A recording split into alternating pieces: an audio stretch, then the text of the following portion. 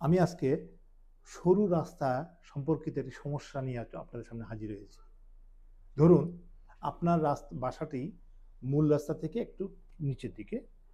আপনি কিছুটা রাস্তা ছেড়ে দিয়ে একটা জমি বরাবর জমি ছেড়ে দিয়ে আপনি রেকর্ড বাসাবাড়ি করছেন। ওই রাস্তা দিয়ে পিছনের দিকে যারা আছে তারাও কয়েক ঘর অর্থাৎ কয়েকটা ফ্যামিলি বসবাস করছে।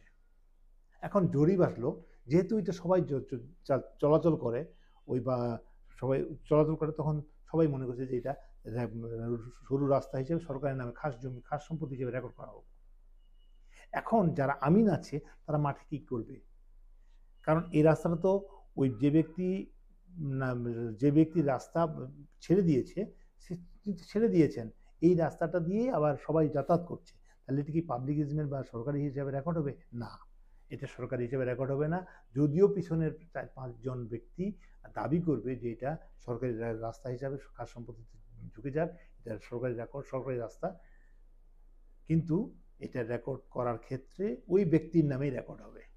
তবে মন্তব্য কলামে আমিন সাহেবরা যেটি কথা লিখবেন সেটা হচ্ছে পার্শ্ববর্তী ভূমি মালিকের জন্য ব্যবহার্য, এই কথাটা লিখবেন। তাহলে এই রেকর্ডটি শুদ্ধ হবে, সবার জন্য ভালো হবে। ধন্যবাদ।